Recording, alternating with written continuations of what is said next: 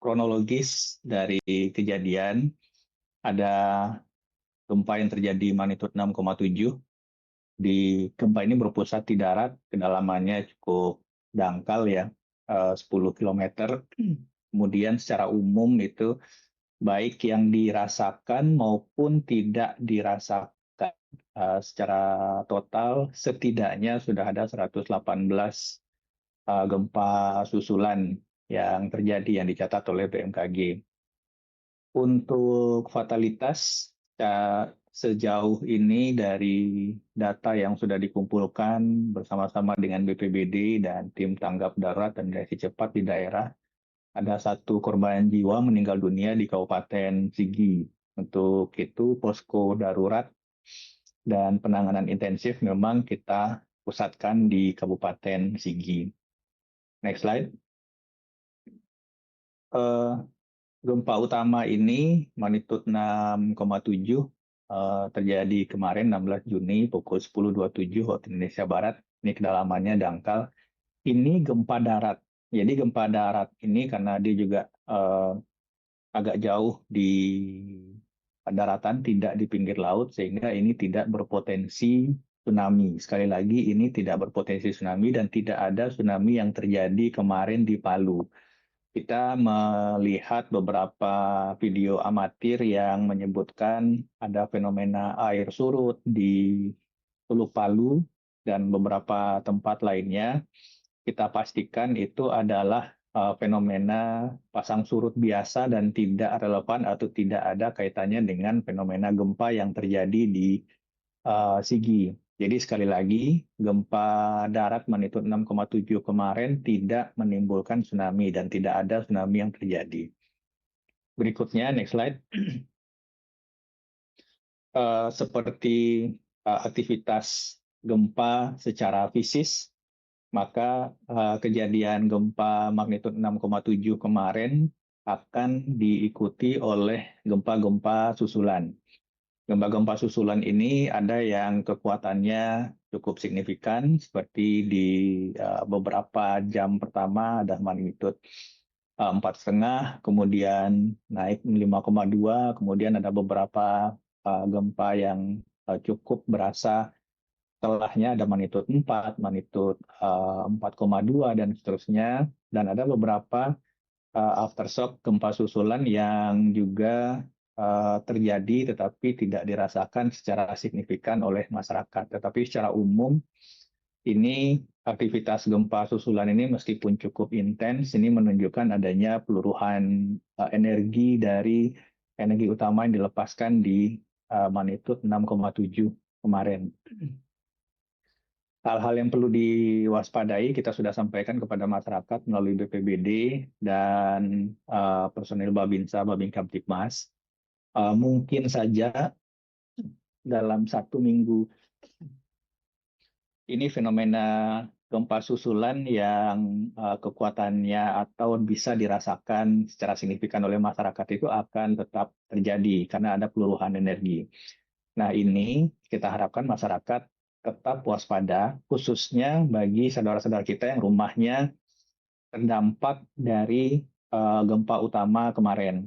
Jadi kalau ada retakan atau ada kerusakan struktur, dinding roboh misalkan, atau diperiksa masing-masing kondisi dudukan kaki-kaki atap, kuda-kuda atap rumah. Kalau ada yang bergeser akibat gempa kemarin, mungkin sebaiknya segera dilaporkan kepada BPBD setempat atau personil desa setempat untuk bisa mendapatkan penanganan dan dukungan lebih lanjut. Next slide. Nah, kemarin kami mendapatkan banyak pertanyaan dari teman-teman media, peta persebaran wilayah terdampak utama dari gempa yang berpusat di Sigi ini. Fokus daerah yang terdampak cukup signifikan itu di Kabupaten Sigi, ada 7 kecamatan, 30 desa terdampak, artinya yang merasakan guncangan signifikan itu ada 30 desa. Kemudian ada Poso, Donggala, Parigi Mutong, kemudian Kota Palu sendiri. Jadi ada 4 kabupaten, 1 kota total, 10 kecamatan, dan 33 desa terdampak. Next slide. Dari 33 desa terdampak ini, kita sementara sudah melakukan rekapitulasi data korban. Untuk korban meninggal dunia, itu terdata hingga saat ini 1 orang di Kabupaten Sigi. Sedangkan untuk korban terdampak, artinya masyarakat yang merasakan gempa ini, yang terpapar oleh gempa ini, dan mungkin saat ini masih mengalami atau merasakan gempa-gempa susulan, sehingga ada beberapa dari saudara-saudara kita ini yang masih berada di luar rumah atau di sekitar rumah masing-masing, belum berani kembali masuk ke rumah karena aktivitas gempa susulan masih sangat intens. Ada sekitar 1.834 kepala keluarga, atau secara total dari data kependudukan itu sekitar 5.784 jiwa yang terpapar. Ada yang luka ringan 73 jiwa dan luka berat 3 jiwa. Luka berat ini yang berkaitan dengan tulang atau luka akibat runtuhan struktur bangunan. Dengan rincian di Sigi itu ada 1.813 kakak, Parigi Mutong 21 kakak, di Palu itu ada 2 luka ringan, dan Poso 1 luka ringan. Next slide. Kemudian untuk kerusakan material, artinya kerusakan dampak gempa di bangunan. Sementara ini kita sudah melakukan pendataan cepat berbasiskan data per desa, dan kita masih terus melakukan verifikasi dan validasi dari personil yang kita turunkan di lapangan. Personil BNPB sendiri sekarang ini sudah ada di Sigi, dipimpin oleh 1 pejabat eselon 2 dari Deputi Tanggap Darurat. Kemudian bersama-sama BPBD dan aparat TNI Polri. Untuk Sigi, Kabupaten Sigi itu ada sekitar 1.074 unit rumah rusak ringan. Kemudian ada 110 unit rumah rusak sedang dan 30 unit rumah rusak berat. Sedangkan fasilitas publik dan fasilitas ibadah itu ada 33 fasilitas ibadah terdampak.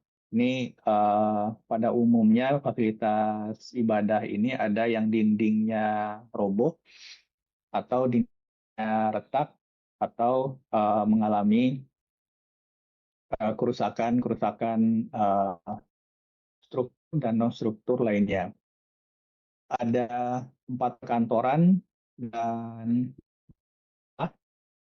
kemudian ada 1 jembatan terdampak. Suara saya masih terdengar jelas, Al?